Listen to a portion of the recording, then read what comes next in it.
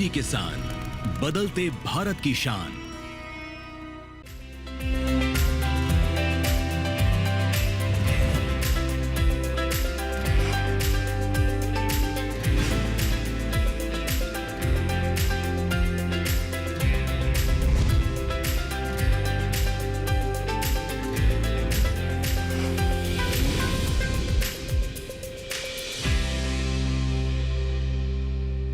नमस्कार, स्वागत है आपका सफल किसान में। मैं हूं अंजू सिंह। आज के सफल किसान में हम आपको लेकर चलते हैं बिजनौर जिले के नगीना तहसील के हरगनपुर गांव। यहाँ के शरद कुमार एक नई तरह की खेती के साथ साथ प्रोसेसिंग के लिए जाने जाते हैं। जैसा कि आप सभी जानते हैं कि हमारा ये कार्यक्रम ऐसा कार्यक्रम है जिसके माध्यम से हम किसानों की सफलता की गाथा आप तक पहुंचाते हैं। वो किसान जो कि कृषि के क्षेत्र में अपनी मेहनत, लगन, इच्छा शक्ति के बल पर नई लकीर खींच रहे हैं और अन्य किसानों को भी प्रेरित कर रहे हैं। ये किसान कृषि स्टार्टअप, पशुपालन, इसके साथ ही साथ कृषि में नए नए प्रयोगों के लिए जाने जाते हैं। तो चलिए आज के सफल किसान में आपको लेकर चलते हैं बिजनौर।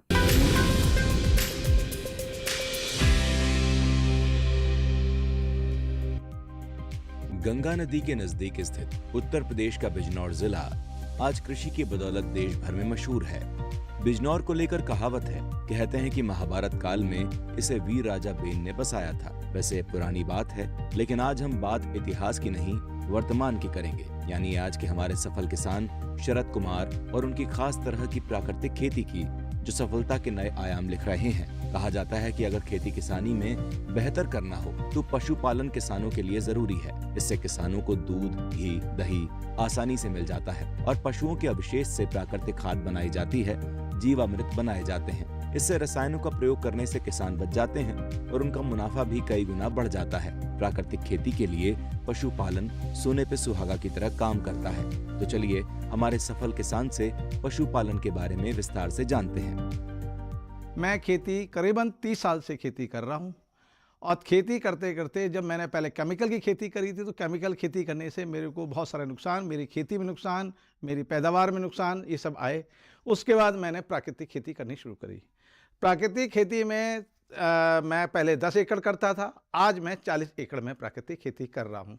प्राकृतिक खेती में मैं गेहूँ पैदा कर रहा हूँ, जौ पैदा कर रहा हूँ, मसूर पैदा कर रहा हूँ, उड़द पैदा कर रहा हूँ, तिलहन पैदा कर रहा हूँ, तिल पैदा कर रहा हूँ और बासमती, सारा बासमती धान करता हूँ, जिसमें मेरा और बहुत सारी वैरायटीज़, 3 वैरायटीज़ मैं बासमती कर रहा हूँ।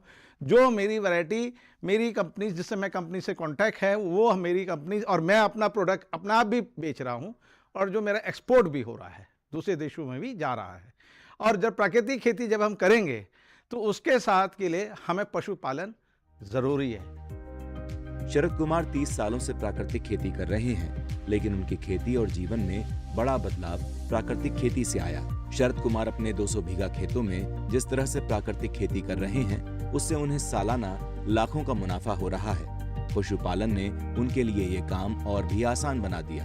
इससे उन्हें दूध, दही, मट्ठा सब आसानी से मिल जाता है, वो भी अच्छी क्वालिटी में। शरद 11 गाय से मिलने वाले दूध को बाजार में बेचते हैं और बचे हुए दूध का शुद्ध घी बनाकर 2000 रुपए प्रति किलो बेचते हैं। सिर्फ घी ही नहीं, शरद अपने खेतों से निकलने वाले बासमती चावल और सरसों के तेल के लिए दूर दूर तक लोकप्रिय हैं। शरद अपने खेतों से मिलने वाले लगभग हर उत्पाद को प्रोसेस कर बाजार में ब्रांड के नाम से बेचते हैं। धान हमारा तैयार जब हो जाता है तो उसको मैं हार्वेस्टिंग करने के बाद मैं कुछ धान अपना चावल बना के बेचता हूँ। अपना ब्रांड, मेरा ब्रांड है सिंह फार्म प्रोडक्ट्स करके मेरे एक मैंने बना रखा है। उस ब्रांड से मैं अपना चावल बनाता हूँ, चावल बेचता हूँ। और चावल का रेट मेरे क्यों बेचता हूँ कि अगर आप उसका कैलकुलेशन करें तो मेरा करीबन 1.5 लाख हेक्टेयर से ऊपर मेरी आमदनी हो जाती है। आय, नेट इनकम, मैं नेट इनकम की बात बोल रहा हूँ। तो नेट इनकम मेरी 1.5 लाख रुपए के हेक्टर के से ऊपर हो जाती है चावल बेचने में। अगर मैं उसको धान में बेचूं, बीज में बेचता हूं, तो बीज में बेच के मैं आसपास के किसानों को बीज बेचता हूं और जिससे मेरे को उससे भी आय बढ़ती है। और जैसे हमारा धान, बासमती धान, जैसे कह देते हैं कि 36 से 40 कुंटल पर हेक्टेयर करीबन मेरा धान हो जाता है। कृषि और पशुपालन दोनों ही भारत की आर्थिक संरचना और ग्रामीण जीवन का अभिन्न अंग है। इनका महत्व ऐतिहासिक, सामाजिक और आर्थिक दृष्टिकोण से बहुत अधिक है। कृषि न केवल भोजन और कच्चे माल की आपूर्ति करती है, बल्कि ग्रामीण क्षेत्रों में रोजगार का मुख्य स्रोत भी माना जाता है। खेती किसानी को आसान बनाने के लिए पशुपालन बेहद ही जरूरी माना जाता है। इन सब बातों को ध्यान में रखते हुए किसान पशुपालन के प्रति बखूबी समझ चुके हैं और इसके लिए जागरूक हो रहे हैं। इससे जीवामृत, बीजामृत, अग्नियास्त्र बनाकर खेतों में डालने से फसल तो अच्छी मिलती ही है, भूमि और फसल केमिकल रहित भी रहती है। प्राकृतिक खेती के लिए अगर आपको ये सोचते हैं कि सीधे गोबर अगर अपने खेत में डालेंगे तो दीमक बल लग जाएगी, और दीमक लगने से आपके खेत में फसल में उतना फ़ायदा नहीं लगता। जैसे पुराने तरीके में हमारे जो पूर्वज करते थे कि उसको गड्ढा खोद के खाद को दबाते थे और उसको 1 साल लग जाता था कंपोस्ट बनने में। जब तक आप खाद गलेगा नहीं, जब तक वो खेत में काम पेड़ वो उसको लेगा नहीं, तो इसीलिए 1 साल लग जाता था। अब हमारे वैज्ञानिकों ने हमें बहुत अच्छा तरकीब बताया है कि घन जीवामृत, जीवामृत ये सब बना के अगर आप डालेंगे आपके खेत में तो पौधे को पूरा न्यूट्रिशन मिलेगा और उससे जितने भी पोषक तत्व मिलने धरती पौधे को चाहिए धरती के द्वारा, तो वो पौधे वो आपका घन जीवामृत जीवामृत के द्वारा देंगे। जैसे उसी तरीके से मैं घन जीवामृत, जीवामृत, अग्निअस्त्र, बीजामृत, 10 पर्णियास ये सब बना के मैं खेत में डालता हूं, जिससे मेरे को अपनी आय में हर साल वृद्धि हो रही है। भारत में पशुपालन कृषि का एक महत्वपूर्ण हिस्सा है और ये किसानों के लिए अतिरिक्त आय का एक प्रमुख स्रोत भी है। सफल किसान के लिए पशुपालन न केवल आर्थिक समृद्धि लाता है, बल्कि खाद्य सुरक्षा और पोषण में भी महत्वपूर्ण भूमिका निभाता है। सफल किसान शरद कुमार भी पशुपालन को बखूबी समझ चुके हैं और पशुपालन के अवशेष को बेहतर खेती के लिए इस्तेमाल करते हैं।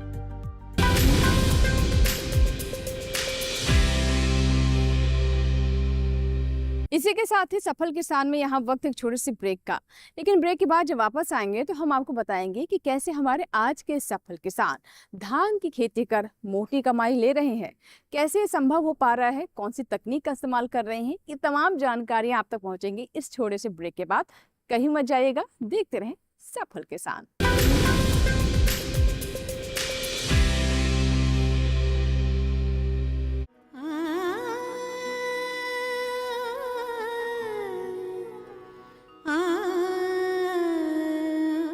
सच बोलने वाला, सच्चा इंसान, सब पे माया करने वाला, सबको माफ़ करने वाला, इसी तरह मुझे जाने एक अच्छा इंसान।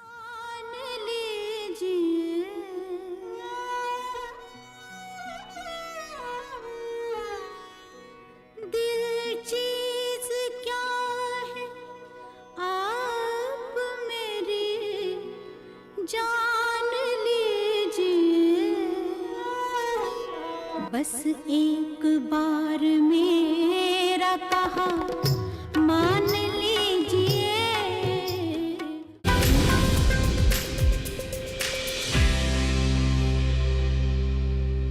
ब्रेक के बाद एक बार फिर आपका स्वागत है। आप देख रहे हैं सफल किसान। आज के सफल किसान में हम आपकी मुलाकात करवा रहे हैं प्रगतिशील किसान जो कि बिजनौर जिले से संबंध रखते हैं, शरद सिंह से। शरद सिंह की बात करें तो वो बहुत ही सुनियोजित तरीके से खेती करते हैं। जी हाँ, अगर आपको लक्ष्य की प्राप्ति करनी है तो कुछ बुनियादी बातों का ध्यान रखना होगा। जहाँ एक तरफ आपको लगन के साथ, मेहनत के साथ आगे बढ़ना होगा, वहीं पूरी प्लानिंग के साथ ही एक एक कदम आगे बढ़ाना होगा। और ऐसा ही कुछ किया है शरद जी ने। आइए जानते हैं कि कैसे उन्होंने इस क्षेत्र में सफलता हासिल की है।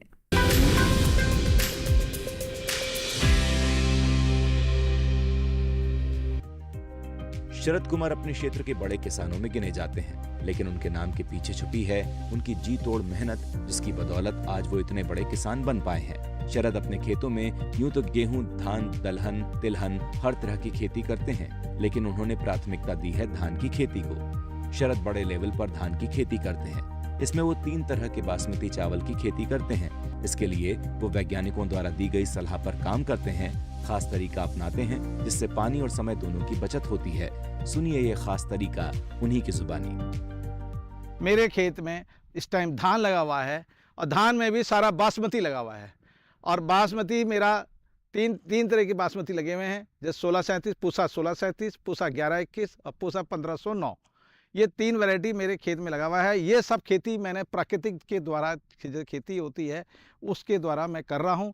इसकी जो टेक्नोलॉजी है मेरे को वैज्ञानिकों के द्वारा बताई जाती है, जैसे बता रहे हैं कर रहे हैं। और आज की तारीख में मैं ये 40 एकड़ में मेरा जो फार्म है, मैं 40 एकड़ के फार्म में अपना प्राकृतिक खेती कर रहा हूँ। और ये सन 14 से करीब बाद 15 से मैं ये प्राकृतिक खेती का कार्य शुरुआत करी। आज होते आज मैं सारे में कर रहा हूँ।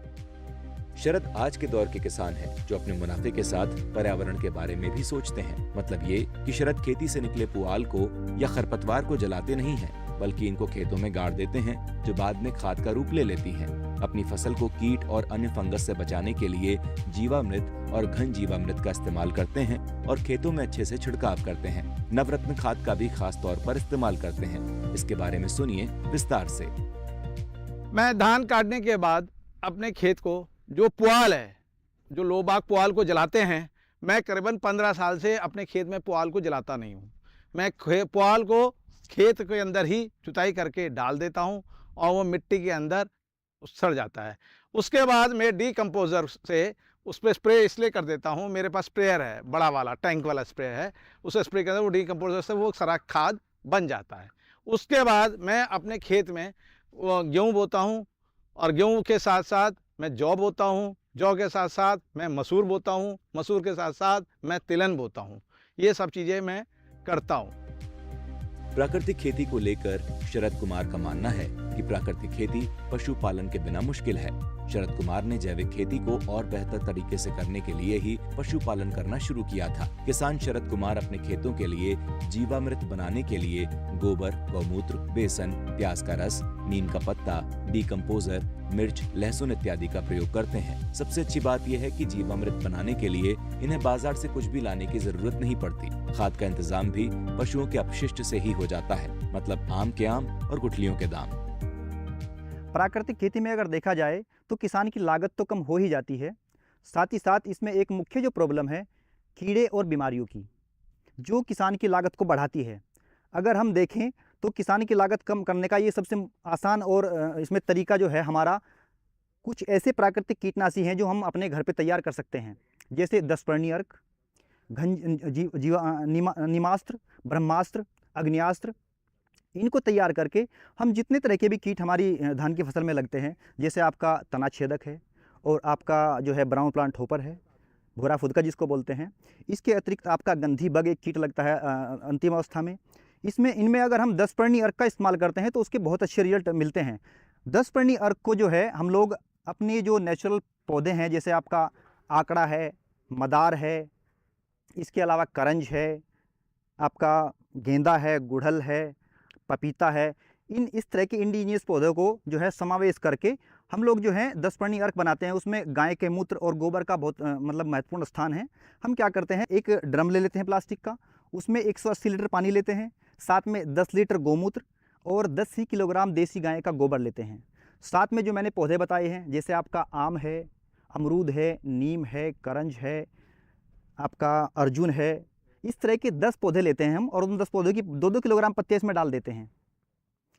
इसमें 500 ग्राम अदरक का पेस्ट डालते हैं, 500 ग्राम हल्दी डालते हैं, 10 ग्राम इसमें डालते हैं हम जो है हींग, और साथ ही साथ तंबाकू की पत्ती डालते हैं 1 किलोग्राम, हरी मिर्च की चटनी इसमें मिलाते हैं और लहसुन की 1 किलोग्राम चटनी मिलाते हैं। इन सबको मिला के इसको 30 से 40 दिन रखते हैं तो एक बहुत ही अच्छा कीटनाशी जो है बनकर तैयार हो जाता है।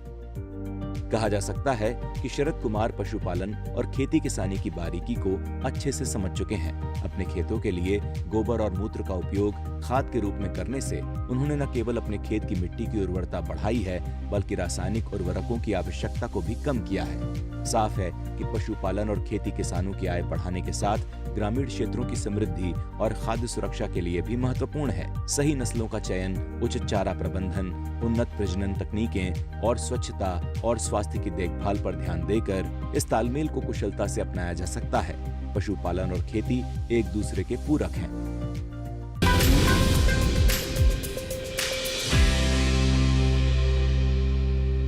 इसी के साथ ही यहाँ वक्त एक छोटे से ब्रेक का, लेकिन ब्रेक के बाद जब वापस आएंगे तो हम आपको बताएंगे कि कैसे उचित मार्गदर्शन से हमारे किसानों को मंजिल की प्राप्ति हो रही है और वो अपने जीवन में बदलाव ला पा रहे हैं।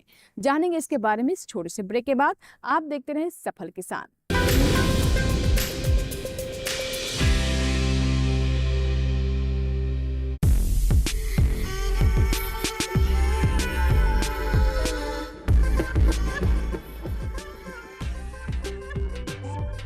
देखिए इको इंडिया प्रत्येक शनिवार सुबह 7:30 बजे सिर्फ डीडी नेशनल पर, देश का पहला चैनल, देश का अपना चैनल।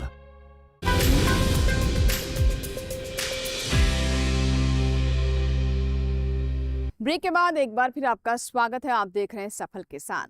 आज के सफल किसान में हम आपको मिलवा रहे हैं प्रगतिशील किसान शरद सिंह से, जो कि बिजनौर जिले से संबंध रखते हैं। शरद सिंह एक ऐसे किसान हैं जो कि कृषि में नए नए प्रयोगों के लिए जाने जाते हैं। जहां वो पारंपरिक खेती करते हैं, नई तकनीक का ही साथ इस्तेमाल करते हैं, उसके आगे वो प्रोसेसिंग कर अपनी ब्रांडिंग भी कर रहे हैं। अपने उत्पाद अपने ब्रांड के नाम के साथ बेच रहे हैं, जिसकी वजह से उनकी ख्याति ना सिर्फ देश में हो रही है बल्कि विदेशों में भी इनके उत्पादों की अच्छी मांग देखी जा रही है। लेकिन ये सब कुछ संभव कैसे हो पाया? एक तरफ जहां शरद जी ने काफी मेहनत की, वहीं दूसरी तरफ उनका अच्छा मार्गदर्शन भी हुआ। मार्गदर्शन किया केवीके के अधिकारियों ने। आइए जानते हैं कि कैसे हमारे केवीके के अधिकारी काफी एक्टिव है और किसानों से सीधे जुड़कर उन्हें सही राह पर आगे बढ़ाने के लिए लगातार मेहनत कर रहे हैं।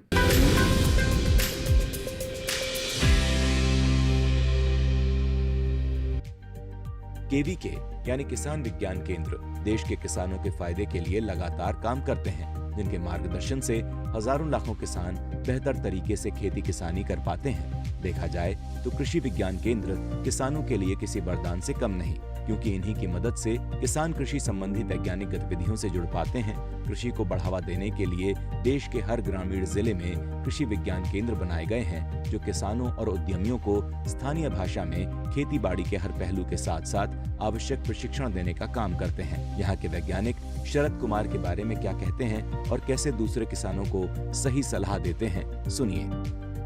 जब प्राकृतिक खेती की बात होती थी तो शरद कुमार सिंह का इंटरेस्ट बढ़ा कि हमें प्राकृतिक खेती करनी है। तो हम लोगों ने कृषि विज्ञान केंद्र ने प्राकृतिक खेती की विधा शरद कुमार सिंह को पूरी बताई और उसके बाद इन्होंने जब वो खेती किया तो परिणाम ये रहा इनका कि 2023 दिसंबर में प्राकृतिक खेती करने के लिए श्री शरद कुमार सिंह को उत्तर प्रदेश सरकार द्वारा सर्वश्रेष्ठ किसान सम्मान से ₹75,000 से पुरस्कृत किया गया। ये जो धान गेहूं है या ये कुछ फसलें जो कि ज़्यादा पोषक तत्व जिनको आवश्यकता होती है, ज़्यादा पोषक तत्वों की, उनकी पूर्ति हम कैसे करेंगे प्राकृतिक खेती में, जो कि एक ज़रूरत हो चुकी है इस समय की।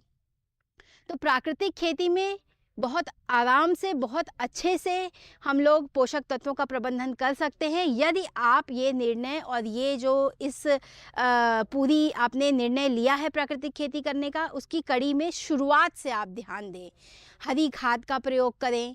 जो भी आपके जो आपको ये जो अव्यय होते हैं आपके प्राकृतिक खेती में, जीवामृत, घन जीवामृत, उनको समय से तैयार करके और सही समय पे उनका उपयोग करें।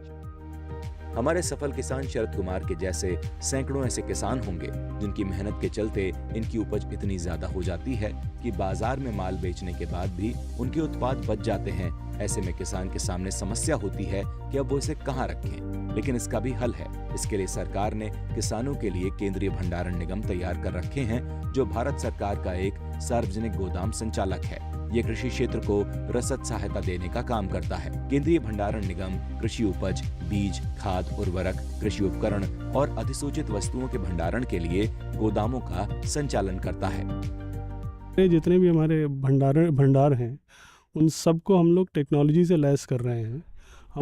हम नई उसमें टेक्नोलॉजी ला रहे हैं उसमें, जिससे कि आपको अनाज का नुकसान कम से कम हो और साथ में उसी तरह से आपके जो किसान हैं उनको अपनी पैदावार के लिए जितना अधिक के मूल्य मिल सके उसमें उनको सुविधा हो। उसके अलावा हम लोग यहाँ पे हमने ENWR का भी जो है हमने शुरुआत की है। ENWR से जब पहले होता था कि किसान जो है जब अपना अनाज लेके आता था तो उस समय क्योंकि उस समय बहुतायत होती थी तो उसको दाम कम मिलता था, लेकिन अब हम उसको भंडारण की ऐसी सुविधा दे रहे हैं जिससे कि अभी है उसको जो है वो हमारे पास रख के जब उसकी मूल्य अच्छा मिले तब वो उसको बेचे, और तब तक के लिए हम उसको लोन वर्क की उसको सुविधा उसको मुहैया करा सकें। देखिए, लागत, लॉजिस्टिक कॉस्ट रिड्यूस करना देश के लिए आर्थिक व्यवस्था को सुदृढ़ करने जैसा है। CWC अपने प्रयास से ये हमेशा कोशिश करती है कि ग्रामीण क्षेत्रों में या इंडस्ट्रियल सेक्टर में जितने भी लॉजिस्टिक सेक्टर के चरण हैं उसमें लॉजिस्टिक कॉस्ट कम हो, इसके लिए CWC हमेशा प्रयत्न करती है। उस क्षेत्र में हम डिजिटलाइजेशन, अलग अलग सेगमेंट बिजनेस करना, ये सारे नए अपॉर्चुनिटी को तलाश करके हमारी कोशिश रहती है कि लॉजिस्टिक कॉस्ट कैसे कम किया जाए, और इसके तरह CWC ने अपने प्रयास कायम किए हैं। और इसके कारण जहाँ तक ग्रामीण क्षेत्र में फार्मर्स की व्यवस्था है, हमने उनको डिस्काउंट अलग से उनका एक हमने टैरिफ बना रखा है कि जो भी किसान हमारे वेयर हाउस में आएंगे उनको जो हमारा पब्लिक टैरिफ है उससे उनको अलग अलग डिस्काउंट मिलेगा, और उनके जो अनाज हैं सुरक्षित रहेंगे, साइंटिफिक वे से वेयर हाउसिंग होगी। इसके लिए हम प्रयास करते रहते हैं। सफल किसान शरद कुमार के छोटे से प्रयास से आज वो समाज में प्रेरणा स्रोत साबित हो रहे हैं। इनकी सही सूझबूझ ने आज इनको सफल किसान बना दिया है। इनकी सोच यहीं नहीं रुकती, बल्कि ये भविष्य के लिए भी तैयार है। खेती और पशुपालन के क्षेत्र में कुछ करने की ठानी है। इन्हें देखकर आसपास के किसान भी प्रेरित हो रहे हैं और अपनी आय में वृद्धि कर रहे हैं। इतना तो तय है कि अगर किसान खेती को खेत के रूप में न देखकर इसको एक व्यवसाय के रूप में देखें तो खेती किसानी से किसान खुद तो अच्छी आमदनी लेगा ही, दूसरों को भी रोजगार देने का जरिया बन सकता है। आज का किसान जागरूक हो रहा है और खेती में नई नई तकनीकों का प्रयोग कर खेती को नए आयाम दे रहा है।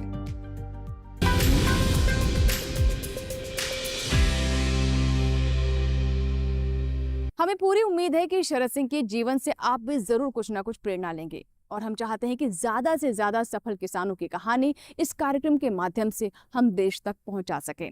अगर आप चाहते हैं कि किसी किसान की कहानी हम अपने कार्यक्रम में दिखाएं तो इसकी जानकारी आप हमें ईमेल कर दे सकते हैं। हमारा ईमेल आईडी है safalkisan@gmail.com। आप हमें पत्र भी लिख सकते हैं। पत्र लिखने के लिए हमारा पता नोट कर लें। सफल किसान, कमरा नंबर 77, CPC, दूरदर्शन, खेलगांव, नई दिल्ली 110049।